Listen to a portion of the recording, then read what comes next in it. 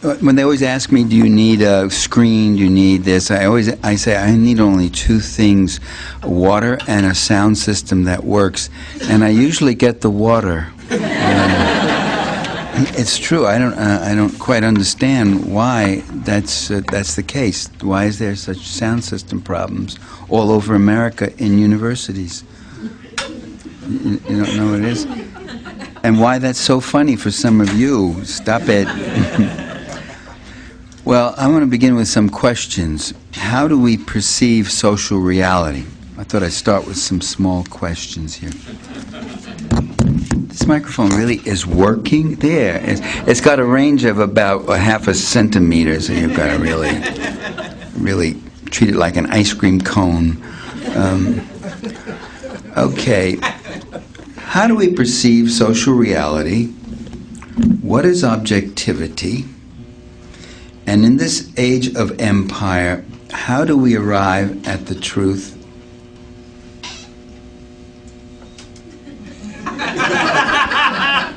Oh, they're trying their beam weapons on us.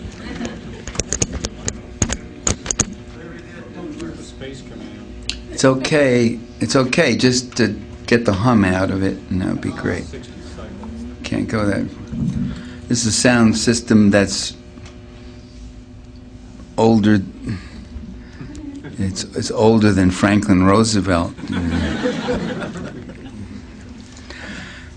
What is objectivity? And in this age of empire, now you got no amplification, but that's better than having them hum. Yeah. In this age of in this age of empire, how do we arrive at the truth and still retain our sanity? These are some of the questions that inform this present inquiry, if I can get through it. The usual criticism made about objectivity is that it doesn't exist.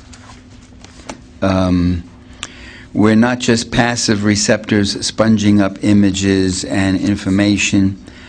Perception, as you know, involves selecting and omitting, organizing data into comprehensive forms. In other words, the act of perceiving something is itself an act of editing, which introduces certain kinds of distortions. There's that classical Walter Lippmann statement that he made 80 years ago. We don't see things and then define them. We define them first and then see them. But the mental selectors we use to organize our perceptions are not mostly of our own creation. Much of our personal perception is really not all that personal. Rather, it's shaped by a variety of things outside of ourselves, such as the dominant ideology, conventional social values, one's position in the social structure, the available flow of information and disinformation, the potential benefits and losses that are attached to such perceptions. There's Upton Sinclair's famous quotation where he said, "It's very difficult to get a man to understand something when his salary depends on his not understanding it." So, Alvin Goulner, he argued that our readiness to accept or decline or reject some view rests less on the evidence and the argument that's presented for that particular view, and more on how it fits our background assumptions, that is the climate of opinion. Climate of opinion was a term that Carl Becker, I think, first used, but that's very much the same. The notions that don't fit our background assumptions are seen as too far out and lacking in credibility. Maybe an easier way to do this. It's a very small lectern we've got here. Okay. No, I just like a good sound system if I could get it. Okay. Today, an analogous concept might be the dominant paradigm, A paradigm is a philosophical or theoretical framework within which empirical hypotheses are drawn and scientific theories develop. That's the way we usually, that's what we usually mean by paradigm. It's developed a more popular use. It means today I think it means the dominant paradigm means the mainstream ideology. And you see bumper stickers that say subvert the dominant paradigm. And the dominant paradigm is based on a unanimity of bias. And that unanimity of bias is what passes for objectivity in mainstream discourse. Well, if objectivity is really little more than conformity of bias, then isn't one paradigm about as reliable or unreliable as another? If objectivity is really little more than a conformity of bias, then isn't one paradigm about as reliable or unreliable as another? Is all truth then nothing more than opinion or belief? If not, what makes a dissident, heterodox analysis better than an orthodox or mainstream one? Or is it? Or do we lapse into a relativism, which is, who's to say? You got your opinion, I got my opinion. That's that. And the fundamentalists do argue this. I heard Pope Benedict say it, and I've heard some of the televangelists say it too. They posit their fundamental absolutist beliefs as being fixed and true and reliable. And if you don't have their fundamental absolutist beliefs, then the only alternative to that is a relativism, which is that anything goes and who's to say and what's true, what's not true, it doesn't matter, and what's right, what's wrong, who knows, there isn't anything like that. Well, I would argue that in fact that's not where we're left, that you can say that the dissenting opinion, the radical view, the views that are outside the mainstream, the views that are outside this unanimity of bias are generally, not always, but generally, are more reliable than the dominant view because they're more regularly challenged and tested against evidence. They don't get a free float down the mainstream. They're not supported by the unanimity of bias that passes for objectivity. Regarding orthodoxy, the most insidious oppressions are those that so insinuate themselves into the fabric of our lives and into the recesses of our minds that we don't even realize they're acting upon us. In the face of this, the heterodox view, the dissenting view, is not just another opinion among many. It has a special task to contest the prevailing orthodoxy, to broaden the boundaries of debate, to wake people up, to unearth suppressed data.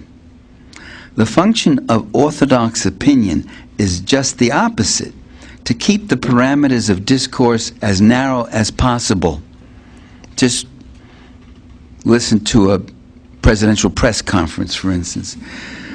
To dismiss evidence that ill-fits the dominant paradigm. So all opinions are not of the same value. It depends on what they're being used for, what interests they serve.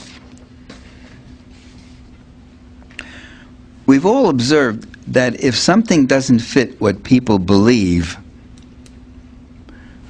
now you know about this, if something doesn't fit what people believe, they marshal up their reserved defenses and arguments, and sometimes very bitterly and very unyieldingly and unreceptively.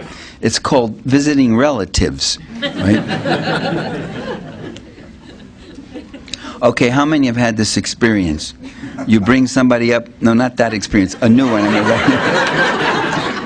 Hands eagerly shoot up into the air. I want to describe for you an example like this. You meet someone who has a firm belief about something, and you give that person contradictory data, you say, but there's this, and they say, oh, well, in that case, given that contradictory evidence and that, I now surrender my beliefs and I embrace yours. Now raise your hand if that's happened to you. Okay, your laughter is the answer to my question. I taught, years ago, I guess it was about in the 80s, I taught at Cornell University for a year as a visiting professor, and I was teaching a communications class of upperclassmen, juniors and seniors, and they, and somewhere about a third through the course, a couple of them complained and said, we're getting only one viewpoint in this class. And I said, well, no, we've got on the syllabus, we've got this reading, and I don't agree with this reading, and we discuss other questions. I said, but you know, you're right. That really, the perspective in this course, the communication students, and it was a course on the media, the perspective is very critical of the existing media that you have here, and it's a very definite critique. You're right. You're getting that point of view. It's true. It was a class of about 50 students. So I said, how many of you have had other social science courses, such as sociology, political science, economics, social psychology, anthropology, history, whatever, communications courses? And every hand went up. Everybody had at least 3 or 4 or more social science courses. I said, and how many of you in all those other courses got this point of view? Not a single hand went up. A measure of the ideological pluralism and diversity of Cornell University. And then I said, and how many of you in those other courses complained that you were getting only one point of view? In all those other courses that you took. Again, not a hand went up. I said, so you're not complaining that you're getting only one point of view. You're complaining that for the first time you're getting a second point of view, and you can't tolerate it.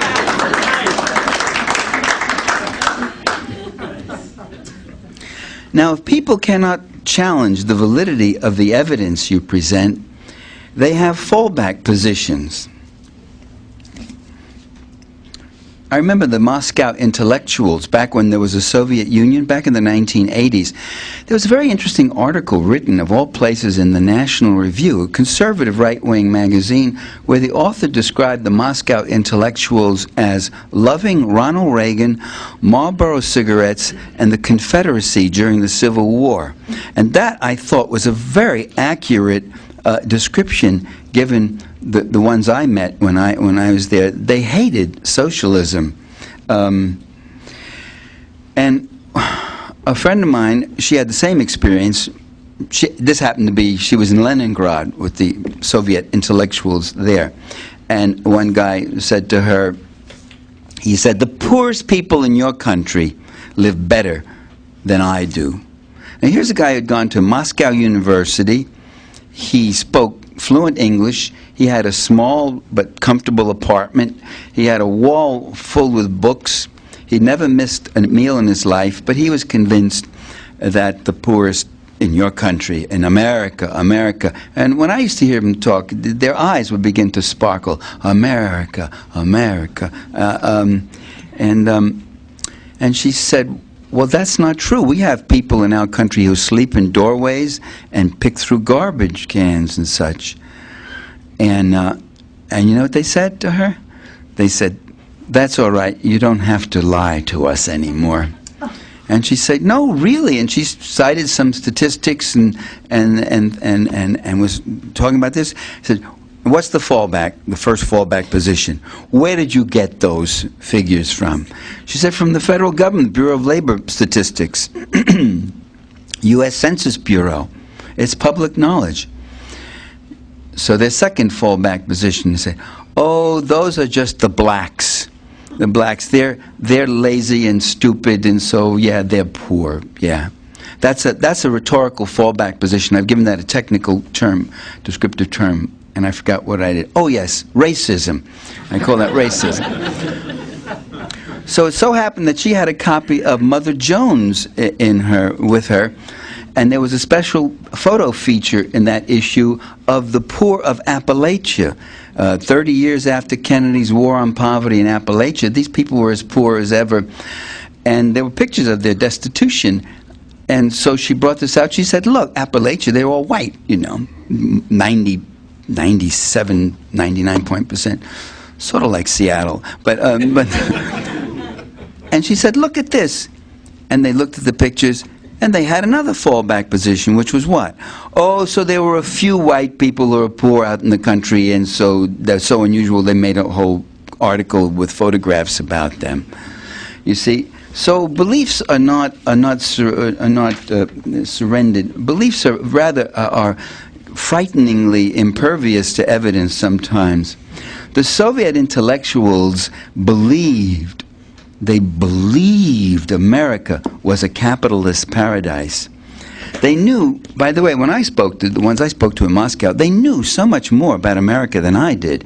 I was handicapped by experience and reality, which is a messy kind of multidimensional thing. They had all the certainty of inexperience. The believers in the capitalist paradise were a mirror image of the believers of those who believed that the Soviet Union was a workers' paradise. And there were many people who I knew, people in the party and fellow travelers and such, who had heard so much negative. I mean, everything about these communist countries was bad. There wasn't ever a single positive thing ever said. So their reaction was to reject every single criticism. The girlfriend I had right back then, too, in the 80s, she was a party member.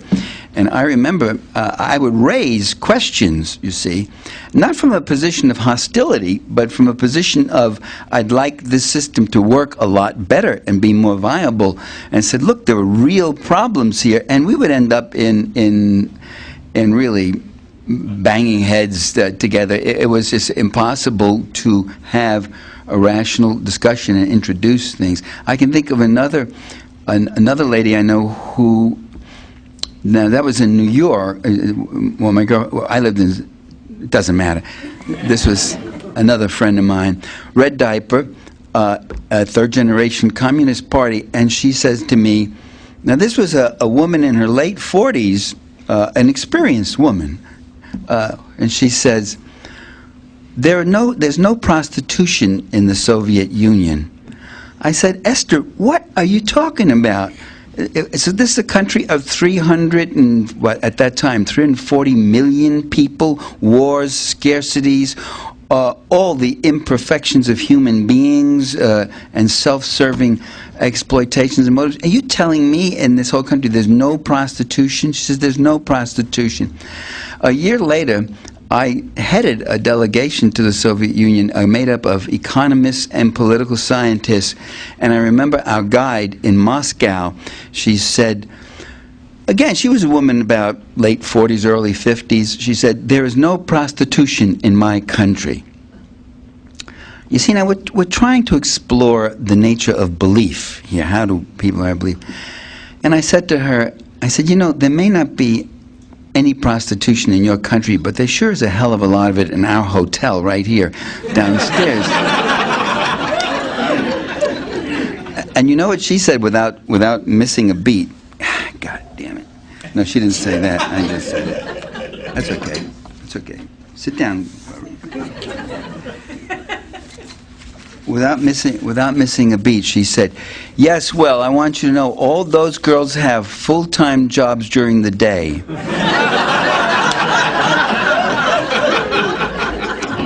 Talk about fallback position.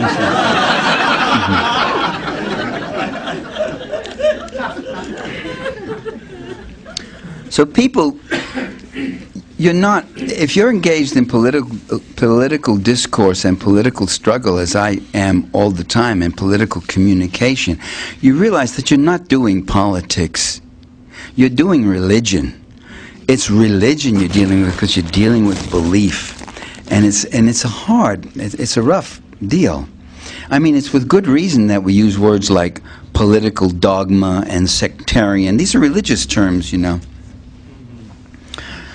Talking about the Soviet Union, let me talk about it, and I'm doing it deliberately because it's such a taboo subject. I can just think of very, very eminent progressive speakers who cannot get 2 feet into U.S. foreign policy back in the 80s and 90s, and even till today they still do it without mentioning the monstrous Soviet Union, the horrible Soviet Union. The 2 most eminent do it all the time. I won't even give any names, but I want to say I thought of the Soviet Union rather differently. I thought it had certain features, and this was why I think I got attacked as Stalinist, Soviet apologist, and all that.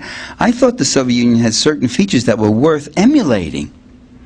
And even after its overthrow, I thought it had certain features that were worth keeping, such as universal health care, free education, affordable housing, and all other such components of what people on the left call the social wage. It's a Marxist term.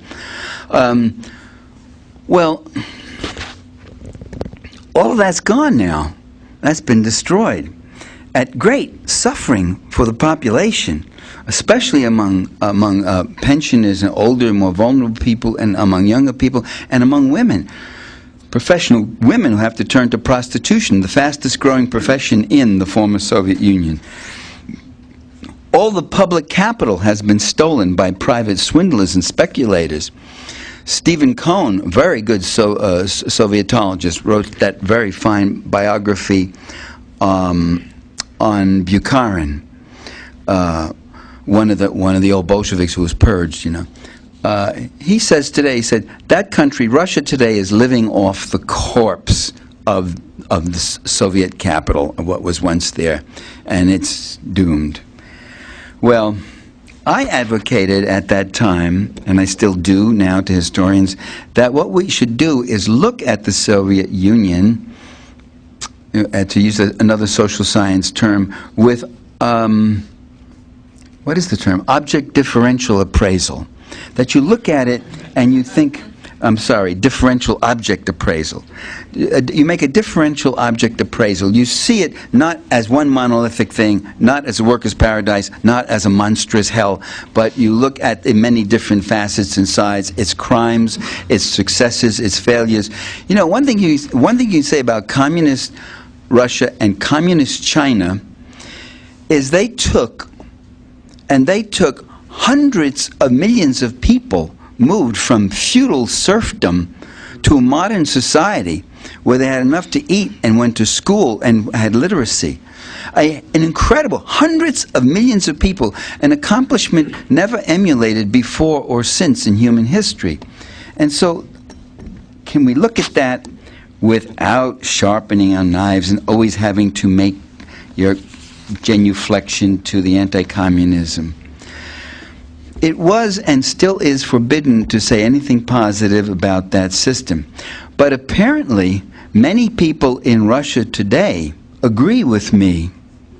Look at the study done in 2005, just a few years ago, by Richard Pipes, a leading Harvard Sovietologist. I used to call him a leading Harvard anti-Sovietologist. He was one of those guys who led the charge in the Cold War against the imaginary hordes of Marxists who were all over the place.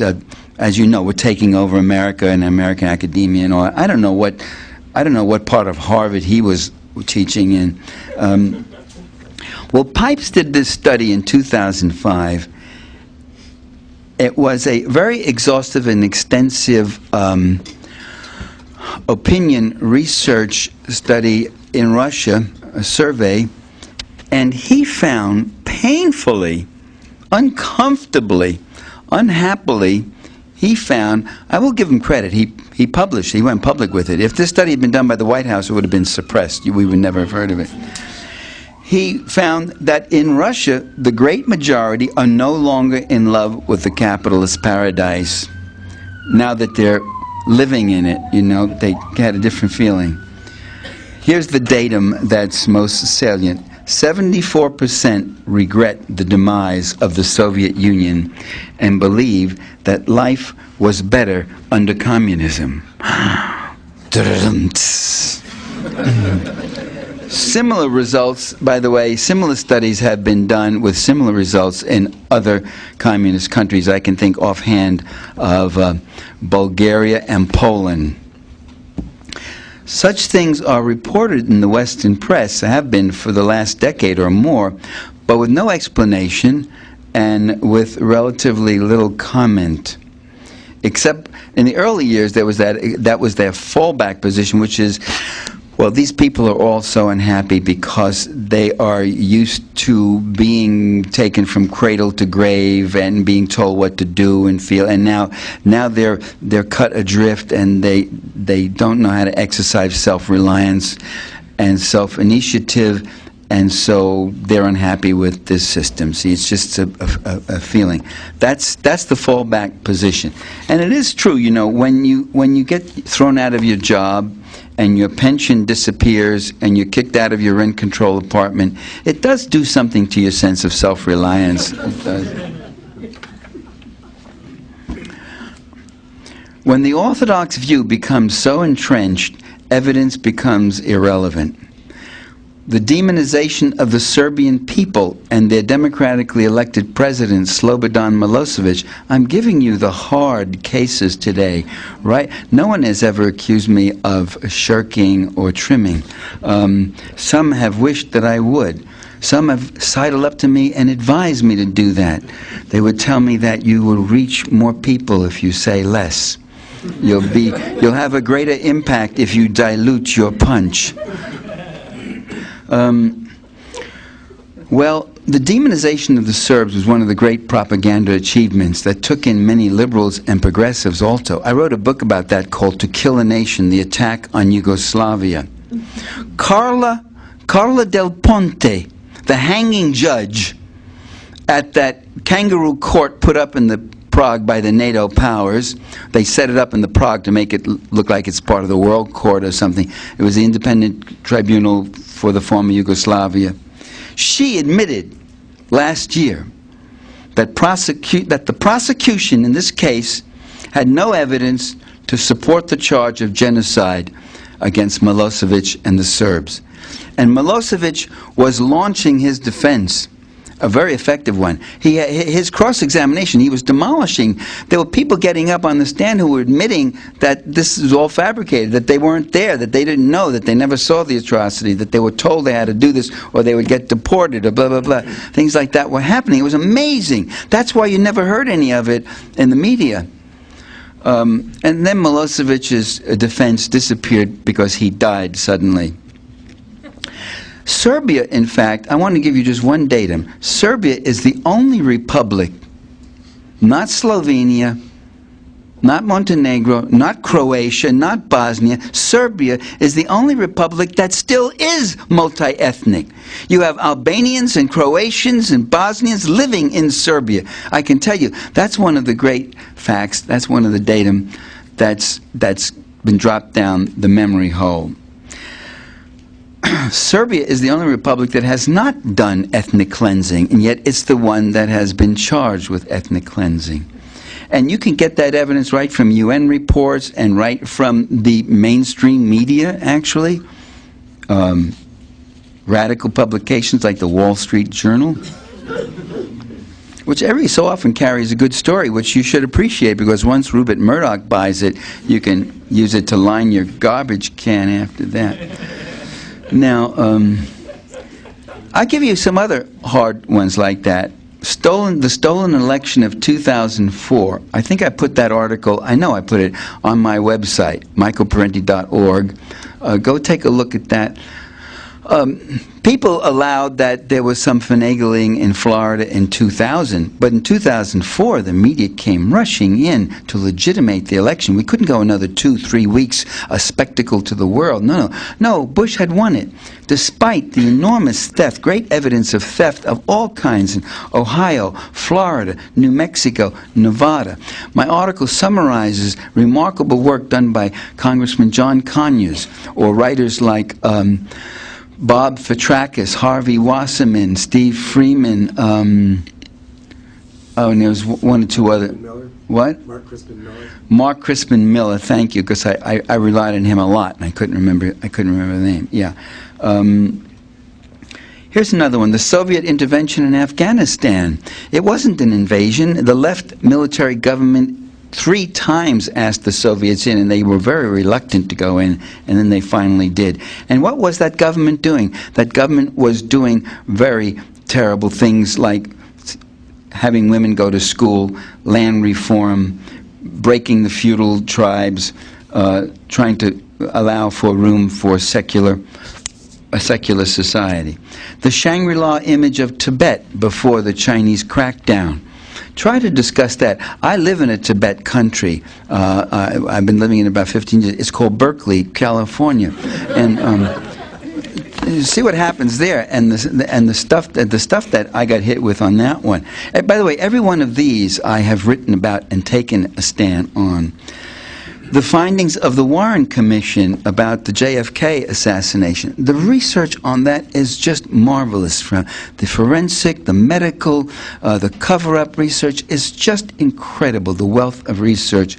But try to get a rational discourse in the mainstream on that one. The findings or non-findings of the 9/11 Commission. There are many unanswered questions about 9/11 that really do need further investigation. I mean, would you really accept a commission that's been handpicked by George Bush? Think of it that way. Doing a class power analysis of the American political system, or talking about class power in any context. Such issues as these, and there must be others, I don't say that's an exhaustive list, cross the boundary of allowable opinion.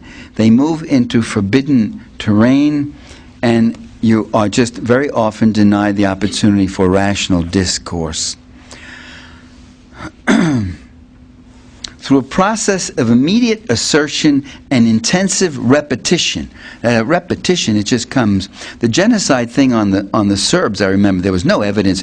The first day it appeared in the Times, there was with quotes, that this genocide, and then the next day quotes, and then the quotes were dropped, and then the word, as it was used, it becomes easier and easier to use. The intensive repetition, through this method, the universe of discourse is preempted and it's monopolized. As to what then is truth, we perhaps can back into that question. The way we can answer it by backing into it, by saying that we know truth exists because we know liars exist. We may not always know when our leaders are lying to us, but after a while we catch on.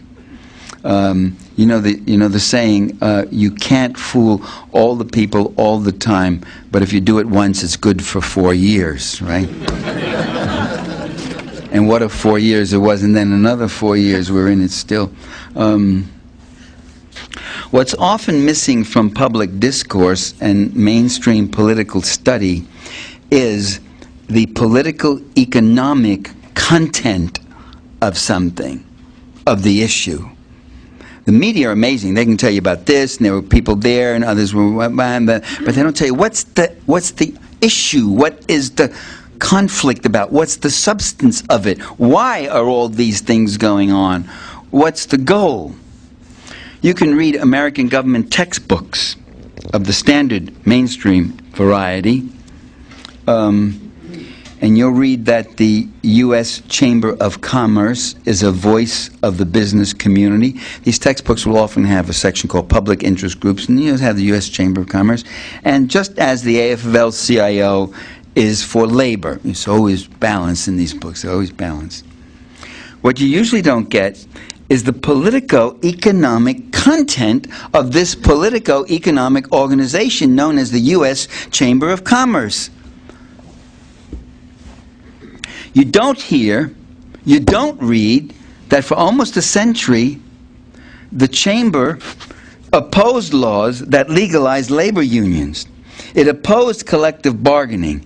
It was against the abolition of child labor. It was against fair labor practices. It was against minimum wage increases. It was against legal protections for workers as under the NLRB. It was against regulations to protect the economy. You don't hear that. How could they talk about the Chamber of Commerce without ever really saying what it does? I'm reminded of something C. Wright Mills said years ago, that in the face of such informational vapidity, is there such a word as vapidity? Vapor? Vapidity? Did I just make that up? What? There is now. Actually, in the assassination of Julius Caesar, I did invent the word.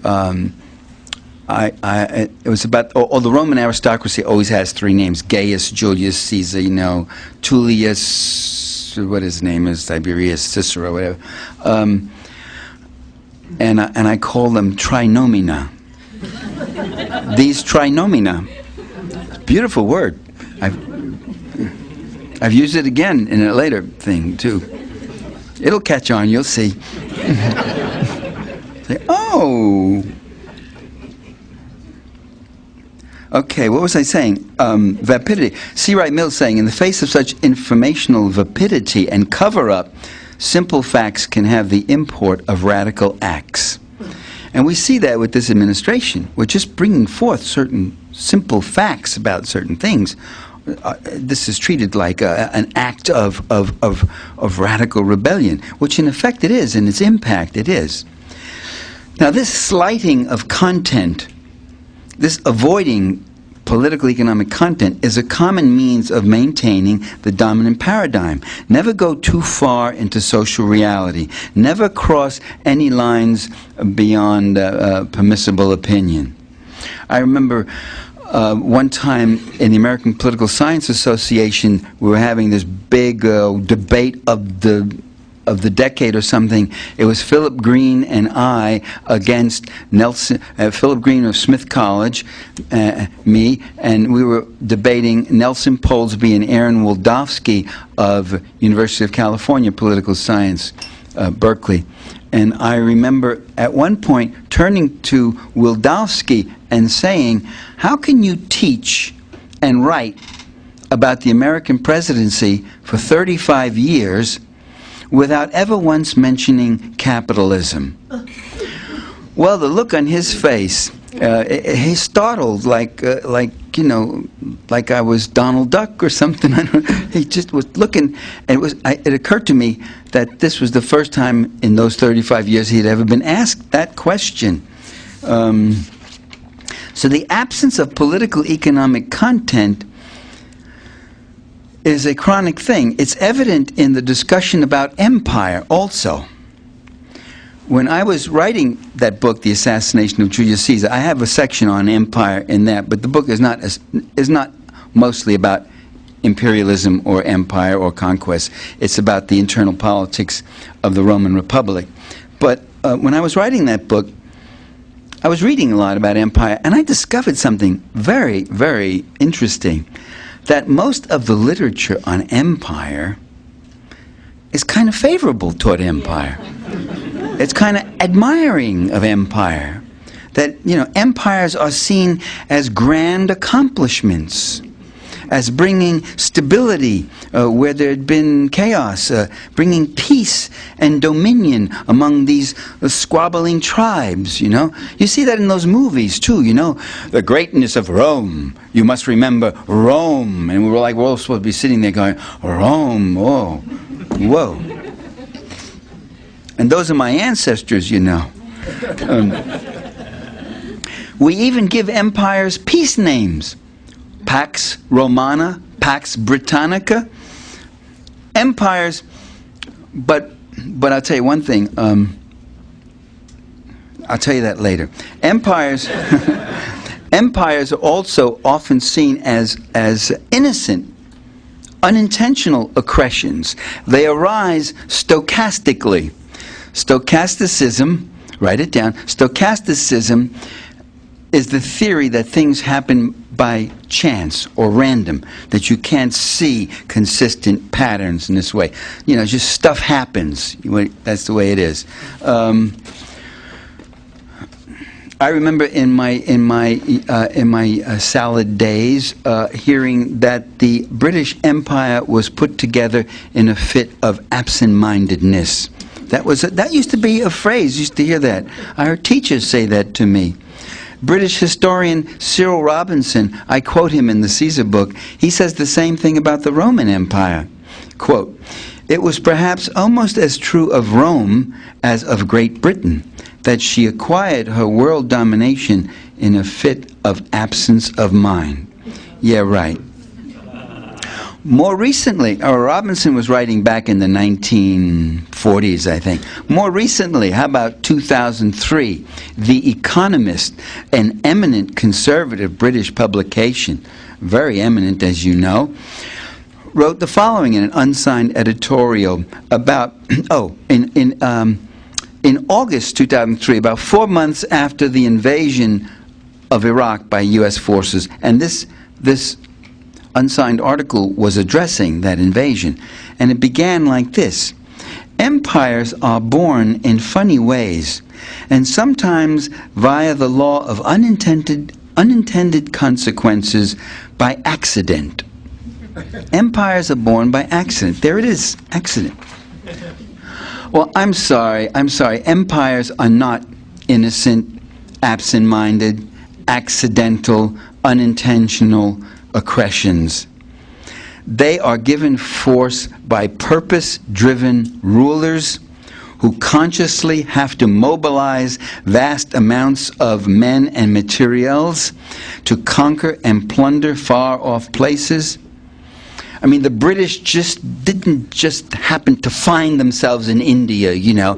Oh, look, fancy this. Thought we were going to go vacation in Greece, and we took a turn, and, well, we're here now. We might as well plunder the place and rip it all to pieces and get rich off it. How's the accent? Pretty good, Lauren?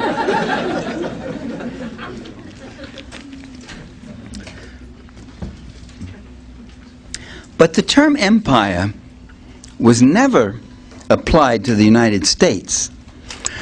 When I was a kid, in class, there was a map, I remember, of the United States, and then there were these inserts on the sides. Puerto Rico, Alaska, Hawaii weren't yet states. Don't do the numbers, forget about it. I was a very old kid. I was a very, very young, brilliant, young, 2 years old at the time. The Philippines, yes, the Philippines was, and I remember we said to the teacher, "Are those our colonies?" And the teacher, Miss Myers, she said, "America does not have colonies. Those are our territories." What's in a word, hey? The power of labeling.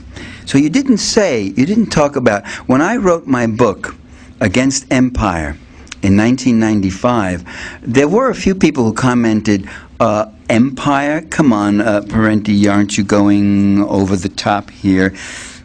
Talking about critique of U.S. interventionism, it's one thing. That's a bit much. The U.S. doesn't pursue empires. It propagates democracy, as we all know. But you know, by 2000, 2001, suddenly all these books started coming out with the title of empire in them. The Twilight of Empire, The Sorrows of Empire, The Follies of Empire, Empire at the Crossroads, Empire Going to Get Your Mama. You know, I mean, every kind of... Even conservatives started using the word. The conservative pundits who overpopulate the Sunday talk shows and all these panel shows, opinion panel shows, they were all starting to say things like, "We're an empire, and we got to accept the fact we're an empire, and we've got to start acting like an empire. It's time we started acting, and we've got to take on the responsibilities." It's as if, since we have this power, we have the entitlement. That power gives you some kind of moral entitlement to go out there and whack other countries if you want. Well, I started asking myself, how is it how is it that so many people now suddenly feel free to talk about empire when they mean U.S. empire, not the wicked Soviet empire or the British empire or the Mongol or Persian empires? No, U.S. empire. How is it they're saying this? What am I missing? And I realized it wasn't something that I was missing, it's something that they were missing. That is, I realized that the word had been divested of its full meaning. Empire seems to mean, when most of these people write about it, it means simply dominion and power. What is missing from the public discourse is the process of empire, and even more important, the political, economic content. For while we say a lot about this word, everybody's using this word now, empire, there's another word that's missing. There's another word that's missing that's very closely related to empire, and nobody ever uses it except a few of us. And that other word is imperialism. Now, isn't that fascinating? How can you talk about empire without ever mentioning imperialism? Because imperialism is the process of empire. Empires do imperialism. That's what they do. They do imperialism. It's like going to a medical conference of pulmonary specialists and they're all talking about our lungs and never once mentioning breathing. You know, so you got to say, what is missing from this picture? Well, imperialism is not only the process, it's the political, economic content. Imperialism is when the ruling interests of one country expropriate the land, the labor, the natural resources, and the capital and the markets of another country. Imperialism means plunder and tribute. Empires are not just all about power. It's not power for power's sake. Nobody goes out and just goes and does power. Or let's go to Africa and conquer chunks of Africa because then we'll feel more powerful. You know, you go to Africa because there's something there that you want. It's one of the richest places in the world. That's where you got, tin, copper, diamonds, gold, hemp, timber, human beings, slaves, all the stuff that enriches you. That's what King Leopold, he didn't have any grudge about the people in the Congo. He didn't care one way or another about who they were, where they were, whether they lived or died. He just wanted them and work them in those mines so that he could get richer and richer and richer. So it's not power for power's sake. It's power to get your wealth, and using your wealth to increase your power, and using your power to maximize and secure your wealth. That's what it's about. That's what the guys who are in the White House today are doing. So, it's plunder, it's tribute, it's these rich resources, it's expropriating the land, the crops, the cheap labor. Empires are enormously profitable, mostly for the ruling and investing class of the imperial country. Empires are enormously costly for the common populace, both of the targeted country and of the imperial country itself. The empire feeds off the republic's resources. Where the hell do you think this empire comes from? It comes from the republic. Where do they get these? Where do they get the money for these 380 military bases and these bombings and killings and shootings and destruction? They get it from our tax dollars. The people pay the taxes and do without essentials so that the patricians can pursue their far-off plunder. The center is bled so that the perimeter can expand and expand and expand. And you see that happening. We live in a country that has a runaway defense budget just this past year, $487 billion. That's just the basic Pentagon defense budget. It doesn't count another $124 billion for Iraq, another $30 or $40 billion for Afghanistan. And at home, what do we have? We've got public hospitals closing. We've got libraries cutting back their hours. We got goddamn sound systems that don't even work.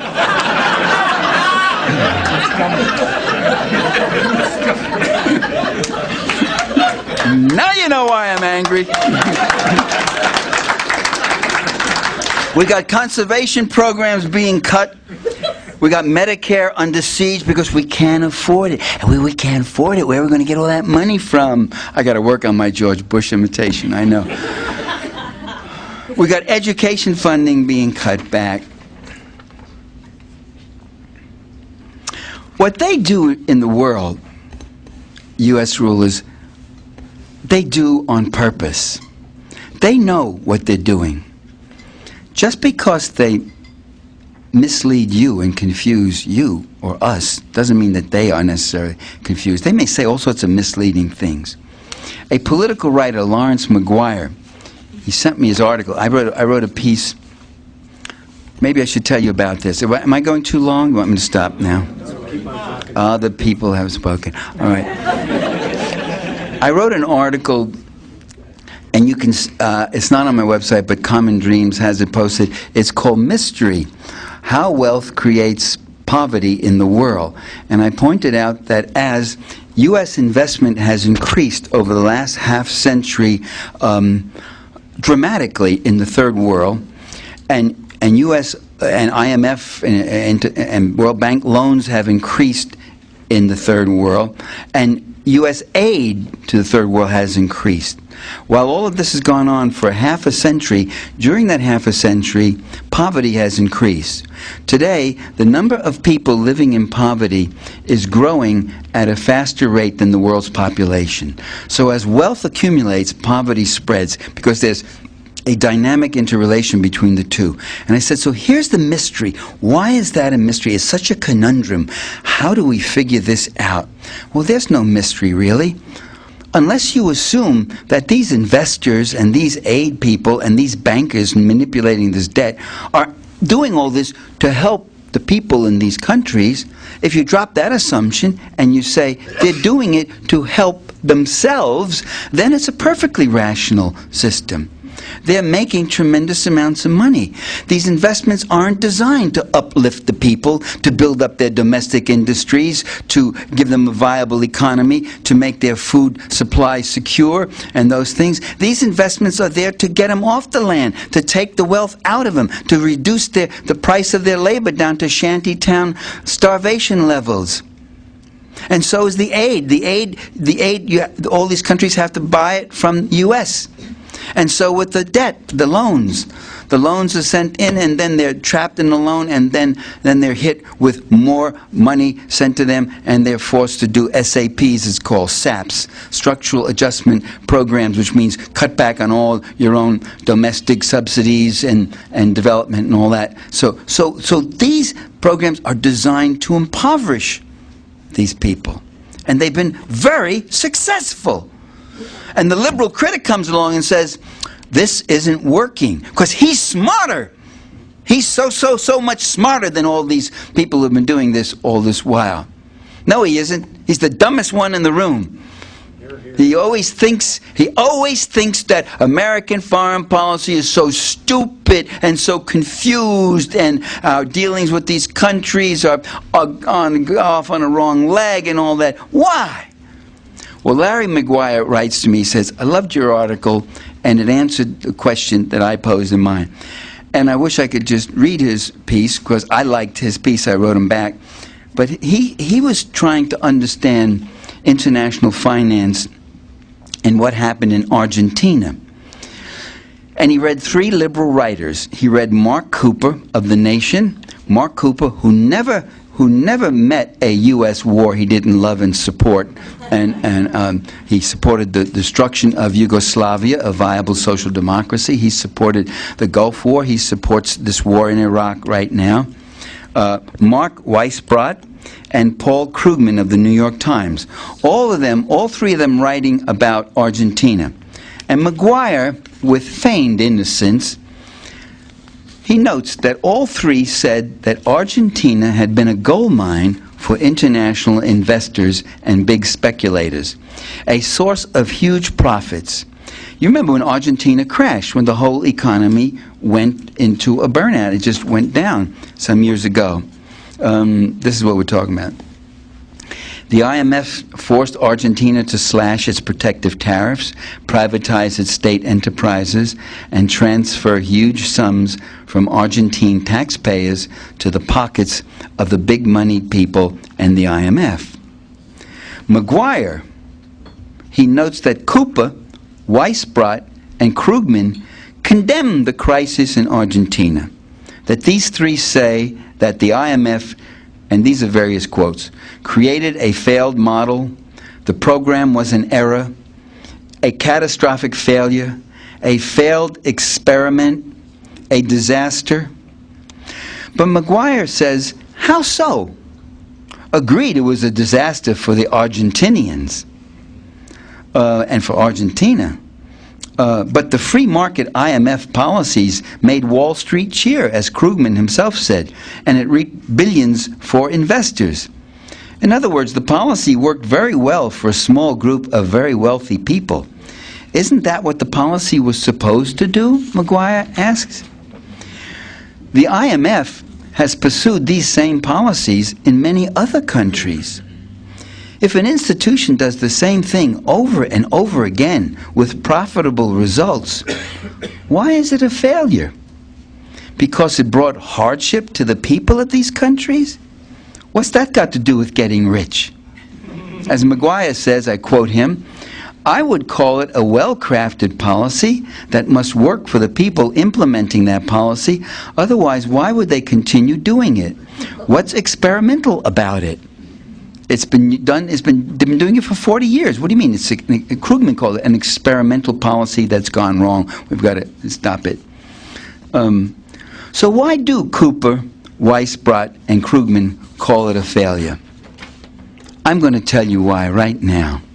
This is why you paid your $10. Now's the moment. You're going to hear the real lowdown. What was the question again? Why do they call it a failure? They call it a failure because they want to stay within the dominant paradigm. They prefer to make a liberal complaint rather than a radical analysis. They assume a community of interest between the plutocratic investors and the working people of the recipient countries, when in fact there is no community of interest between those two. These three have no class analysis of the IMF. They assume that the rich plunderers who make billions off the IMF are primarily interested in helping others rather than in helping themselves. They avoid all mention of that old Roman question, cui bono. That's Latin. It means what? Who benefits? That's right. Who's getting it? Whose benefit? This is being done because somebody is benefiting it in most cases. They avoid all mention of that old Roman question, cui bono. That's Latin. It means what? Who benefits? That's right. Who's getting it? Whose benefit? This is being done because somebody is benefiting it in most cases. Now the same for the war in Iraq. That the reasons given by the administration to justify that war, weapons of mass destruction, Al-Qaeda links to Hussein, that these reasons have proven false, doesn't mean that the policy is imbecilic. As I said to you already, because our rulers try to mislead us and confuse us, doesn't mean that they themselves are confused. The war in Iraq, ladies and gentlemen, brothers and sisters, the war in Iraq is not a stupid blunder. It's not a well-intentioned undertaking that went wrong. Iraq has been very good for a number of interests. It served notice to the Middle East and the world that countries that chart an independent, self-defining, self-developing course will be destroyed. That's just what Cheney said yesterday on that aircraft carrier about Iran, that it might try to emerge as a regional power, and we've got to make sure that doesn't happen. There are really very disturbing things about Iran. You know, you have a new literacy rate of up to 80%, the social wages being built up, they're recycling oil profits right back into the economy in some cases. Many, many things wrong with Iran, especially with the condition of women. I'm not trying to say that's a society we should aspire for. But what bothers them is that here's a country that's charting an independent course. It's not putting itself under the free market global system. And that's what was wrong with Iraq. Saddam Hussein, and here's something, if you want to look at amnesia in the media, Saddam Hussein was Washington's poster boy years ago. The Iraqi people had a revolution in 1958, and they kicked out the British and American oil companies, and they built a democratic country. Every time they talk about, we've got to go in there and teach the Iraqis democracy, there's a lie. There's the lie of omission. They forget that they had a democracy. They had a constitutional government, a prime minister. Saddam Hussein's first gig with the CIA was to shoot the prime minister, which he did. He didn't kill him. We just wounded him, and the CIA got him out and brought him to Syria. He later on worked his way in, and with his death squads, he killed, or he drove into exile, or he drove underground every constitutionalist, every progressive, every reformer, every Democrat, every communist in the country who had formed this coalition. He even then killed and slaughtered and murdered the whole left wing of his own Ba'athist party. This is the part they never tell you about Saddam Hussein. And then when he was doing that, he was Washington's poster boy. They loved him. They gave him aid. They gave him a good chunk of the oil market. They gave him. They sigged him on Iran to go fight, do a proxy war for them against Iran. He was everything. But then he started committing economic nationalism.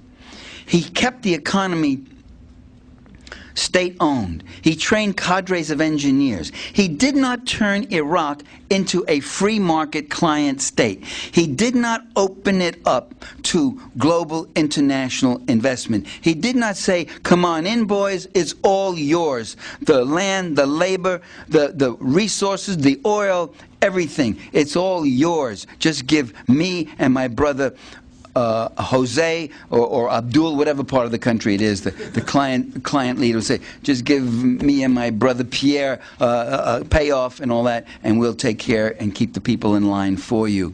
He didn't do that.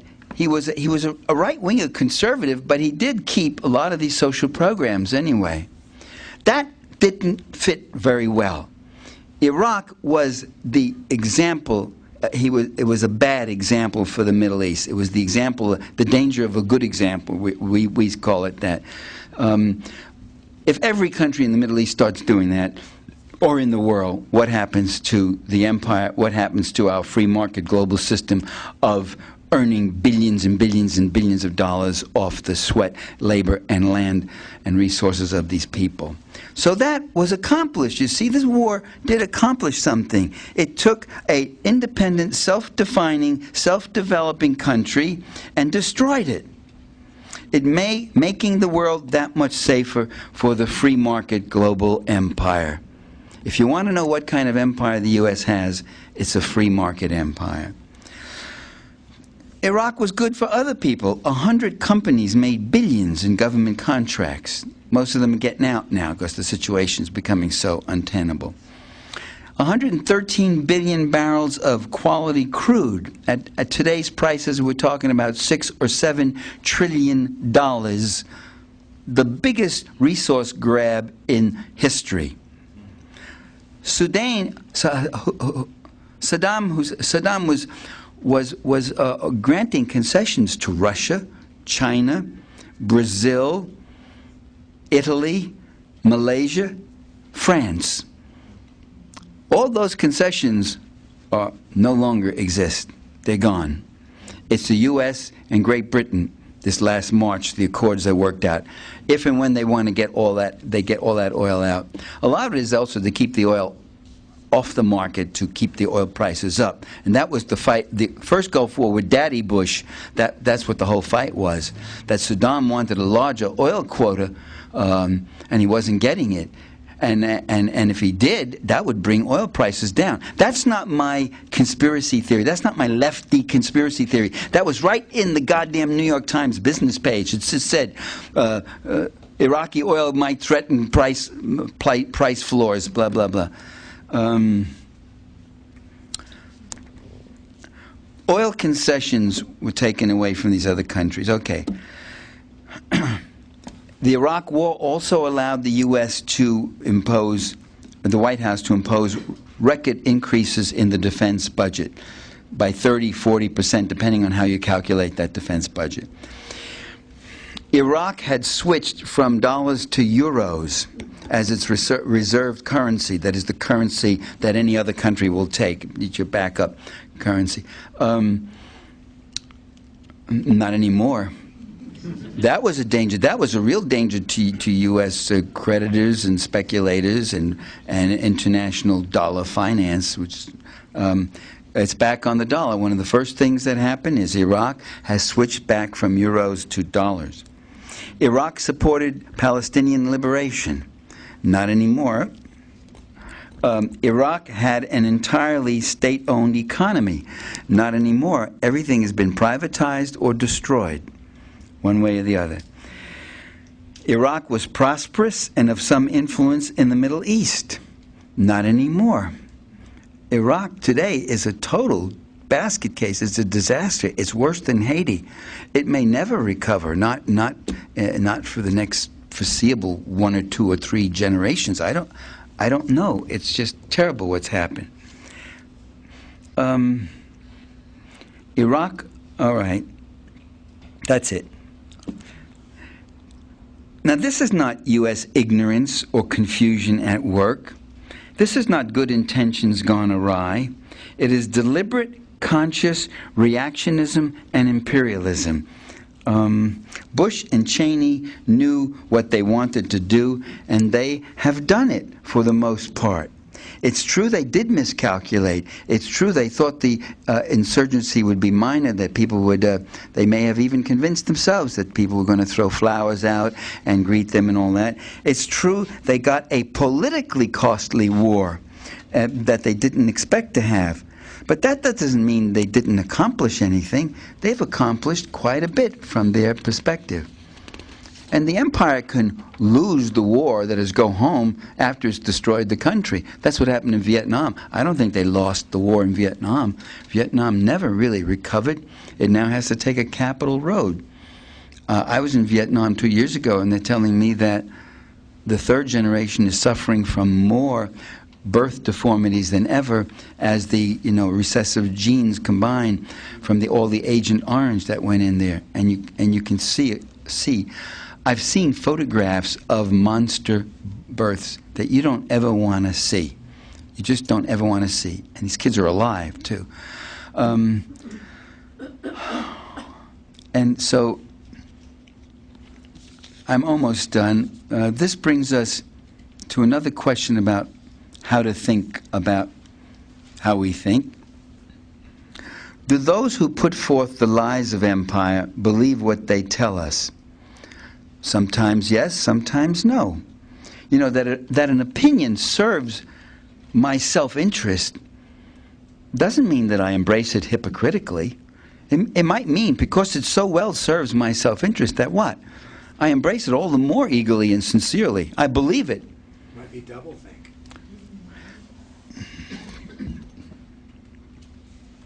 It seems very persuasive for the very fact that it's so serviceable. So, do these people in the White House, do they believe in the dominant paradigm? They sure do. It defines their world for them. It assures them of their self-worth. They believe, along with one of their progenitors from 2 centuries ago, Alexander Hamilton, that the country should be run by the rich and the well-born, and it should be run for the rich and the well-born. They completely believe they are deserving of their station in life. It's called Yale, Harvard, Princeton. As has been said, George Bush Sr. was born on third base, and he grew up thinking he had hit a triple. They believe that America should lead the world and that they should lead America. and they believe the poor are the authors of their own poverty. Just listen to Barbara Bush when she holds forth on that. And the working class are a troublesome lot who need to be reined in along with the middle class, both of whom have to ratchet down their standard of living and their level of expectations a lot more so that the people at the top can get still richer. See, there's only one thing that ruling classes have ever wanted throughout all of history, and that's everything. They want all the best lands, all the resources, all the grains, all the herds, all the gold, the silver, everything. They want all the comforts and protections of civil life, and all the amenities, and while having to pay none of the costs. They want everything. They want you to have all the burdens, and they want all the privileges. Now, do they believe the propaganda they put out in support of specific policies? Well, sometimes they do deliberately fabricate and seem to be aware of it. You know it when you catch them in inconsistencies, when they say one thing one day, another thing the next day. I mean, Alberto Gonzalez, you know, and he said, I didn't know about it. Oh, yeah, I knew about it. Oh, yeah, this. Well, it wasn't that much. Well, it was that. Well, I don't know. You know, though truth is not even a consideration.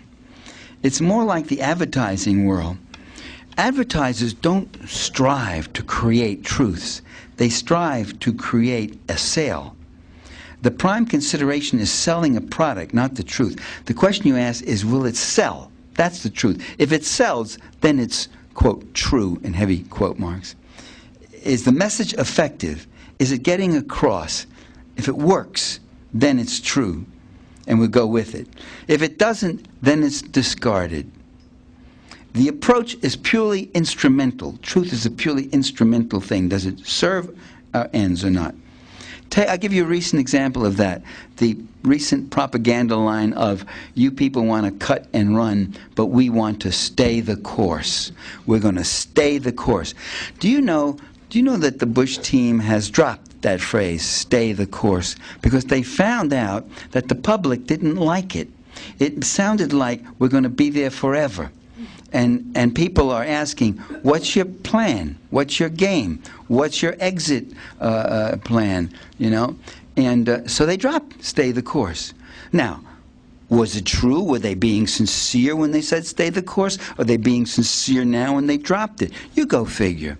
At what exact psychological point the self-serving, manipulative, lying sentence is believed by the liar himself is something that's may be hard to locate, and it's really not all that important.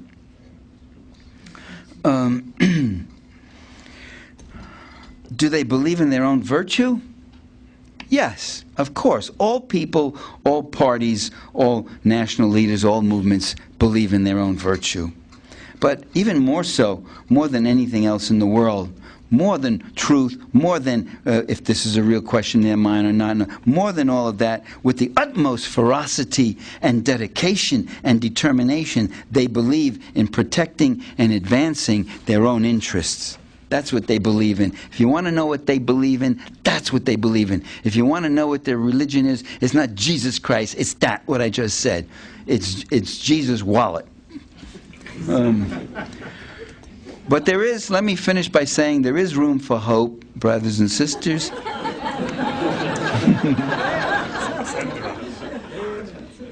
There is room for hope. There sometimes are limits to how well officialdom and the corporate press can finesse reality. Sometimes reality keeps getting in the way. I was talking to somebody, this was years ago, a young guy who had been in Germany. He'd been a school kid in Germany during World War II. And I said, well, did you believe all this stuff? He said, well, you know, after a while, propaganda can go just so far. Because we kept hearing about the victorious German armies were vanquishing our foes and going across. But we kept noticing that the battles were being fought all closer on the map. On there, the battles were being fought closer and closer to Germany's borders. And then the battles were being fought inside Germany, and we realized that our armies were in retreat, and that in fact we were losing the war. And something of the same reality principle applies to Vietnam and Iraq. officialdom and the lapdog press could not totally ignore the awful and persistent actuality of the war. And that reality sets the limits, is itself the limits of propaganda. It's the limits of propaganda itself. That's as far as you can go. I mean, however, even in those cases, even in the case of the debate about Iraq today, the dominant paradigm still envelops it. Because the debate, and it was true of Vietnam too, in Vietnam the debate was between those who said we could win the war and those who said we could not. Those of us who said that's not even the question, we should not even be fighting this horrible war. If we won, it'll be all the worse. This war doesn't represent the interests of the Vietnamese people. It doesn't represent the interests of the American people. It's a horrible crime against humanity. Those of us who said that did not get in the mainstream debate back in the 60s and 70s. And that's the same thing is happening, you see, with Iraq now.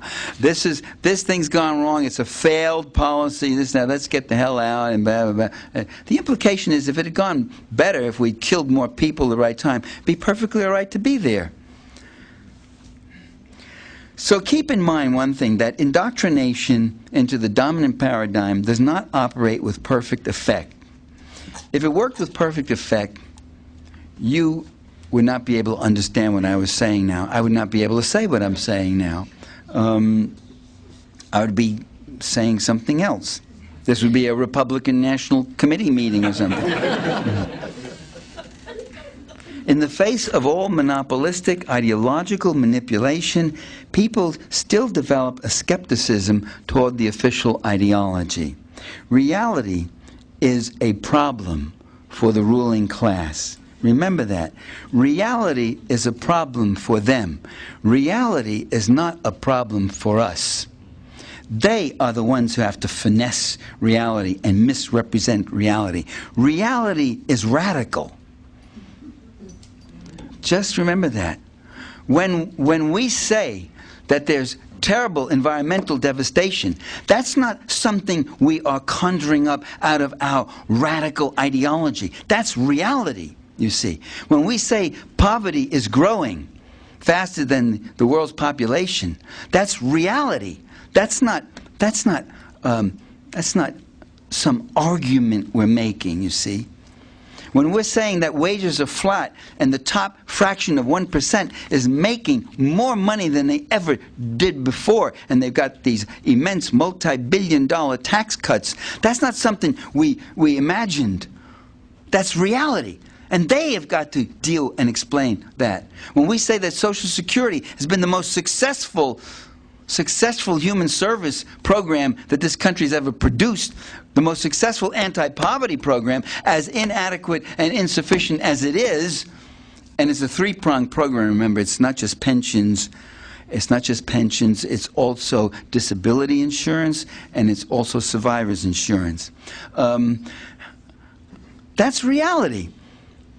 And those hooligans have to lie. They have to tell you, they're concerned about Social Security. They don't want to see it go defunded. And here's what we'll do. We'll just break it up into little pieces and toss it into Wall Street. And people don't buy it, you see. You can, when George Bush said, and I've heard him say, we have the best medical system in the world, the most advanced medical system in the world, and you've got 40 million people out there. Do you know what it means to face a major illness without any health insurance? Yeah. Right, you do. I do too, ma'am. I remember going for an epidural shot in my back. I had this terrible thing, a procedure that took all of 5 minutes. Now I got a captive audience. You listen to my problems here. 5 minutes it took, a half hour on a gurney, not even in a room. It was in a hallway where the gurneys were separated by a sheet on a thing. You just pull it around. And then a friend of mine came and she drove the car up and helped me into a wheelchair and got me home. You know what they charged me? They charged me $5,740.80. What's the 80 cents for? I mean, what is this? So when somebody says to you, we've got the best healthcare system in the world, It's best for somebody. for somebody, there are parts of Walter Reed Hospital that work very well for the president and the vice president, but not for the foot soldiers who are sent out to defend the empire. That shows you their class concern and their class perspective. So when reality is radical, there's a limit to how many lies people can swallow about the reality that they're experiencing. All social institutions of capitalist society have a dichotomous tension within them. They must sustain the few and advance the interests of the few while appearing to serve the many. Along with ruling class coercion, we have mass resistance and skepticism. Along with institutional stability, we have popular ferment and popular innovation and resistance at times. Don't you ever think for one moment that they don't care what you think. They don't care what you think. Oh man, that's the only thing about you that they care about, what you think. That's what they're doing. Cheney's trip to that aircraft carrier and all that stuff. Every day they're putting on a show. They're waging their propaganda war. Not in Iraq, not in Latin America. There too. Yeah, they have a U.S. Agency of Information. What is it called? Information, AID, yeah, they have that stuff.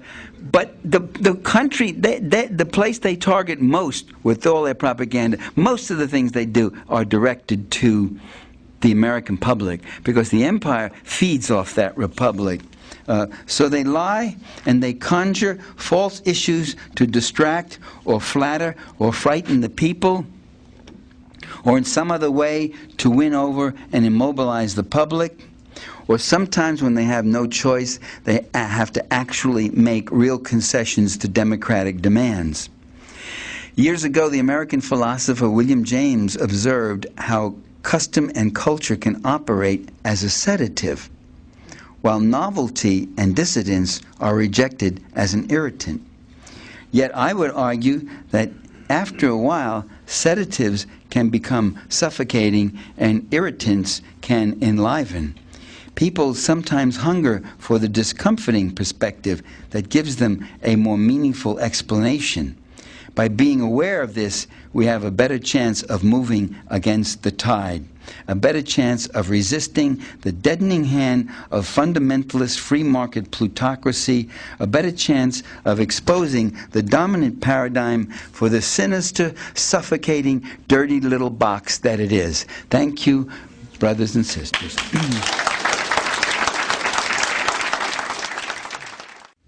Well, to mobilize and to organize individually, there may not be that much you can do as an individual. I mean, well, of course, I'm a special case. I get to speak and write and go all over, but I go on demonstrations. I write letters to political figures for this cause or that cause. I always add my name to the petitions that come to me on the email, and they all seem to come to me. And so these are some of the things you can do, and you can join an organized effort with other people, electoral causes and such. I really think it's very important to be giving more of our relatively limited efforts and resources to political counter-propaganda against what the right is doing.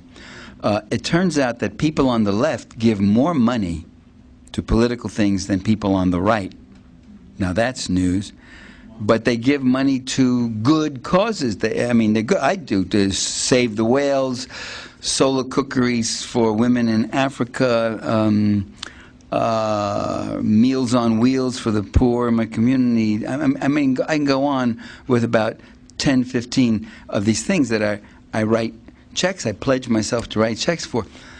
I'd like to give more, and I think we all should be giving more, and I do now. I'm giving consciously to those who are putting out political education and political counter-propaganda against the prevailing propaganda. The right doesn't give money to those causes. They want to kill the whales. They don't care about solar cooking and then this, that, the other thing. They don't even give money to the veterans groups, disabled veterans and such, or very little. their money goes into this thing, everything we're talking about today. They go out to make sure they can control reality. Ideas have consequences. They have to control those ideas. And they've been doing a very good job. The Republican National Committee is vastly more intelligent and more resourceful than the Democratic Party leadership. It's vastly more. The Democratic rank and file and followers are vastly more intelligent than the Republican rank and file. But that leadership is terrific. The Democrats don't have a clue as to what they're doing. They're reactive. This, that. In most cases, they don't really quite know. They're always worried that they might go too far. They're always dressing up their right. You go listen to any of those talk shows, and who is it? Who's sucking up? It's the liberals. They're saying, "Well, I agree with Joe Fascist there, who's his comments." I mean, there's a lot that we can agree on. You never hear the reactionaries saying that. They're not afraid of anything. They push and they push, and they go to control that universe of discourse. They go to control and create the dominant paradigm. They could have written this talk, maybe not as intelligently, and but they, what was the other point I wanted to make? The example, what do they do about radio? What the hell has the American labor movement done about radio? It hasn't done a goddamn thing in 80 years. You can't find a single one of them. Your average labor leader, even take a first-generation tough guy on the docks, on the street, he rose from the leadership. A camera comes, he runs the other way. He doesn't know what to do. That's okay. But they have, in labor unions today, they have a lot of intelligent, bright, articulate, progressive guys. What do they all do? They're all dedicated to helping the membership, getting another contract, seeing if we can organize here. They're doing the work. They don't go out there. Meanwhile, what are the conservatives doing? They've convinced the American public that labor unions had too much power. What a joke. Back in the 60s they did that. That the labor unions are obsolete, that we don't really need them anymore. They played their role and fulfilled their role, and now we're moving on. They go out and they put out a line. You can't get one. If one labor union had bought one radio station, but what do the right-wingers do? They got Clear Channel, and they go out and buy up 1,200 radio stations. First, they make sure they get the law changed. They deregulate the ownership patterns so there can be greater concentration. They have campaigns. They know what they're doing. What do they do about the federal judiciary?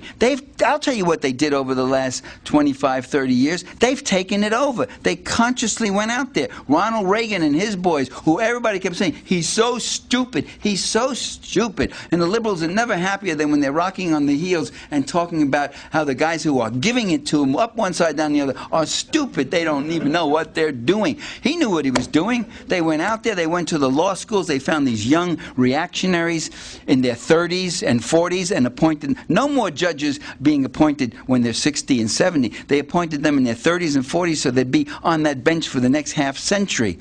That's everyone in the look at the Supreme Court. And what did Clinton do when he came into power? He left first of all, he left office with half of about 100 seats still empty that he hadn't appointed. But when he did appoint people, there was no conscious idea of redressing the balance. He had a great opportunity. He never did because he was afraid, because he was half Republican himself, which is the other problem. So we have to, people always say, what do we have to do? We have to make a counter-propaganda. We have to get our word out. We have to argue these issues, argue and talk to people and let them know where their real interests lie. Thank you very much.